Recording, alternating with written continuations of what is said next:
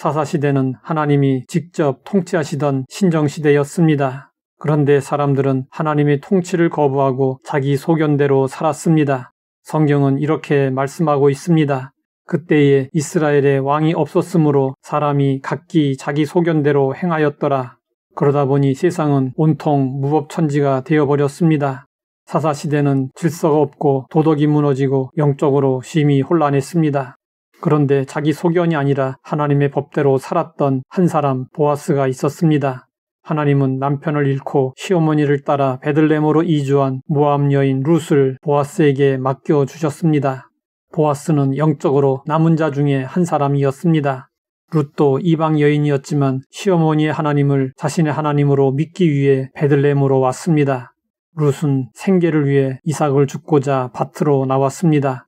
그때 밭주인 보아스도 주소 상황을 살펴보고자 밭으로 나왔습니다. 두 사람은 하나님의 섭리 가운데 밭에서 우연히 만나게 되었습니다. 보아스는 유력하고 능력 있는 자였지만 룻을 미천한 과부 이방 여인이라고 무시하지 않았습니다. 오히려 룻에게 이삭을 주울 수 있도록 온갖 배려를 해 주었고 밭에서 돌아갈 때는 룻의 시어머니 나오미를 섬길 수 있도록 해 주었습니다. 룻의 시어머니 나오미는 밭에서 있었던 룻의 이야기를 듣고 보아스가 룻을 사랑하고 있다는 것을 눈치챘습니다. 룻을 진정으로 사랑했던 나오미는 룻에게 보아스가 어떤 사람인지 알려주고 어떻게 해야 할지 일러주었습니다. 보아스는 우리의 친족이 아니냐. 보라, 그가 오늘 밤에 타작마당에서 보리를 까불리라. 그런즉 너는 목욕하고 기름을 바르고 의복을 입고 타작마당에 내려가서 그 사람이 먹고 마시기를 다 하기까지는 그에게 보이지 말고 그가 누울 때에 너는 그가 눕는 곳을 알았다가 들어가서 그의 발치 이불을 들고 거기 누우라. 그가 내 할 일을 내게 알게 하리라. 고대 이스라엘에는 혈족이 없이 과부가 된 여인을 위해 계대 결혼 제도가 있었습니다. 나오미는 계대 결혼을 염두에 두고 조언한 것이었습니다. 룻은 시어머니의 조언대로 한밤중에 보아스가 누워있는 곳으로 가서 그의 발치에 자리를 잡고 누웠습니다. 만약 룻과 보아스의 이야기가 한편의 영화였다면 어땠을까요? 사람들은 캄캄한 밤에 룻이 보아스의 발치에 누웠을 때 많은 상상을 했을 것입니다. 그러나 새벽이 될 때까지 룻과 보아스 사이에는 아무 일도 일어나지 않았습니다. 보아스는 룻이 자신의 발치 이불을 덮었을 때 룻을 아내로 맞이할 수도 있었습니다. 하지만 중년의 신사인 보아스는 모든 일을 실수가 없도록 서두르지 않고 신중하게 처리했습니다.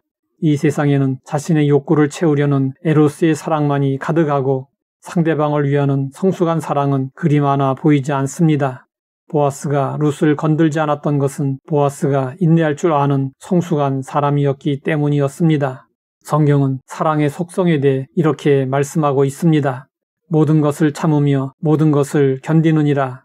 성숙한 사랑은 참고 견디는 것입니다. 사랑하는 사람을 위해서 모든 것을 참고 견디는 것입니다. 룻의 시어머니 나오미에게는 기업을 물을 자가 있었습니다.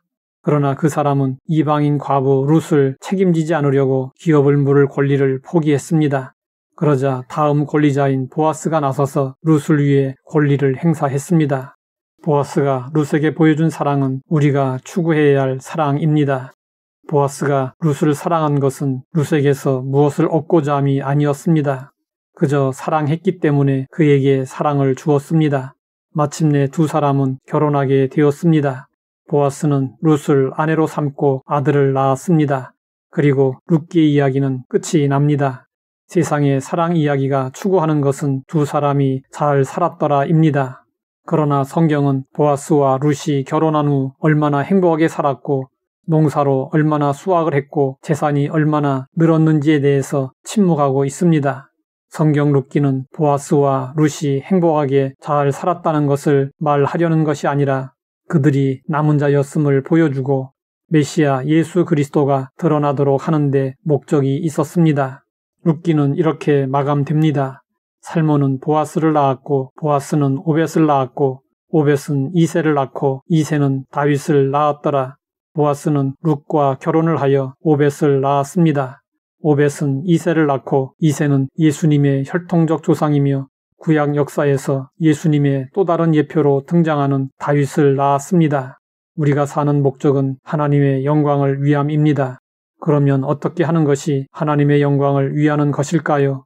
그것은 우리 삶에서 구주 예수님이 드러나는 것입니다.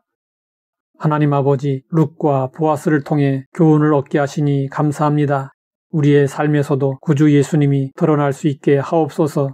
예수님의 이름으로 기도드립니다.